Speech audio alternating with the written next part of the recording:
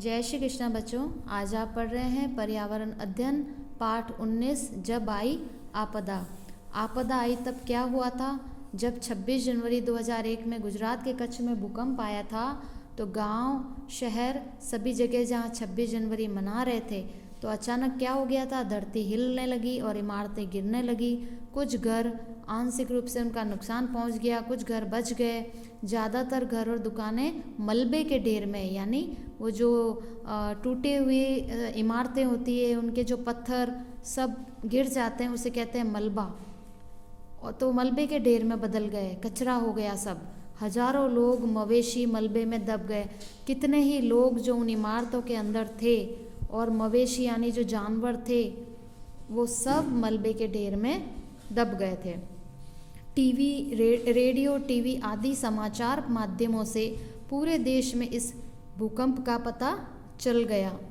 Radio जब चल रहे थे तब रेडियो पे भी खबर आ रही थी। टीवी पर समाचार के माध्यम से जब समाचार चल रहे थे तो पूरे देश में इस भूकंप के बारे में पता चल गया था कि इस तरह भूकंप आया है।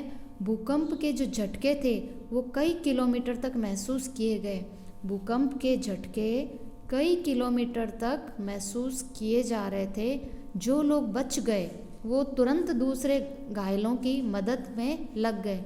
जो लोग इस भूकंप से बच गए थे वो क्या कर रहे थे? जो दूसरे घायल जो लोग थे, जिनको चोट आई थी, जिनके ऊपर इमारतें गिरी थी, जो लोग बच गए थे, घायल थे, उनकी मदद में जो बचे हुए लोग लग गए एवं मलबे से लोगों को निकालने लगे। और जो दबे हुए लोग थे उनको मलबे से बाहर निकालने लगे। तुरंत स्थानीय पुलिस एवं प्रशासन के लोग भी पहुंच गए। तो तुरंत क्या हुआ? स्थानीय पुलिस यानी वहाँ की जो पुलिस थी और वहाँ के जो प्रशासन के लोग थे वो भी वहाँ पहुँच गए। कुछ ही देर में उच्चाधिकारी, आपदा राहत दल एवं सेना के जवान भी पहुँच गए। और कुछ ही देर में क्या हुआ? वहाँ के जो उच्चाधिकारी कौन होते हैं? जो बड़े अधिकारी होते हैं, वो बड़े अधिकारी आपदा राहत दल, जब कभी आपदा आती है, संकट आती है, तो उसमें हमको जो मदद मिलती है उसको कहते हैं आपदा राहत दल। जो हमें राहत प्रदान करते हैं, जो हमें मदद प्रदान करते हैं, तो वो आपदा राहत दल एवं सेना के जवान भी पहुंच गए। जो हमारी भारतीय सेना है उसके जवान भी पहुंच गए। ये मलबे में दबे लोगों को ढूंढ कर बचाने का प्रयास कर रहे थे। ये लोग क्या कर रहे थे? मलबे में जो दबे हुए लोग हैं उनको ढूंढ रहे थे कि कहाँ कहाँ मलबे में लोग दबे हुए हैं, उनको बचाने का प्रयास कर रहे थे। डॉक्टर एवं नर्सिंग कर्मी अस्थायी कैंपों में घायलों का इलाज कर रहे थे। और जो डॉक्टर्स थे, जो नर्सिंग कर्मी थे, वो अस्थायी कैंप किसे कहेंगे? यानी जो स्थायी रूप से नहीं है, जहाँ भी विपत्ति होती है अस्थायी रूप से थोड़े टाइम के लिए वो कैंप लगाते हैं और बाद में उन कैंपों को वापस वहाँ से हटा लिया जाता है, उसे हम कहते हैं अस्थायी कैंप। तो वो लोग क्या कर रहे थे? डॉक्टर और नर्सिंग कर्मी अस्थायी कैंप में घायलों का इलाज कर रहे थे। तो गंभीर घायलों को एम्बुलेंस से नज़दीकी बड़े अस्पताल में पहुंचा रहे थे। घायलों को क्या कर रहे थे? इलाज भी हो रहा था। और जो गंभीर घायल यानी जिनको ज़्यादा चोट लग गई है, जो ज़्यादा गंभीर हो चुके हैं, गहरी चोट लगी है, ऐसे घायलों को एम्बुलेंस के सहायता से नज़दीकी बड़े अस्पताल पहुंचा रहे थे। एम्बुलेंस तो आप समझते ही हो, घायलों को लाने ले जाने का कार्य करती है। तो वो एम्बुलेंस बड़े अस्पताल तक पहुंचा रहे थे। भूकंप से बचे लोग घायलों के लिए भोजन एवं पानी ला रहे थे। जो लोग भूकंप से बच गए थे, उस विपत्ति से बच गए थे, तो ऐसे लोग, जो लोग घायल थे, उनके लिए भोजन और पानी ला रहे थे। भोजन भी ला रहे थे और पानी भी ला रहे थे।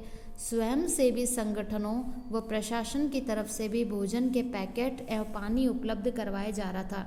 जो स्वयं सेवी संगठन थे और जो प्रशासन था उनकी तरफ से भी लोगों को भोजन के पैकेट यानी भोजन पैकेट के रूप में बांध के और पानी उनको उपलब्ध कराया जा रहा था। क्योंकि सब इमारतें गिर गई थी तो सबके घर टूट गए थे और उनके रहने की कोई जगह नहीं थी, खाने की कोई व्यवस्था नहीं थी, पीने के लिए कोई पानी की व्यवस्था नहीं थी।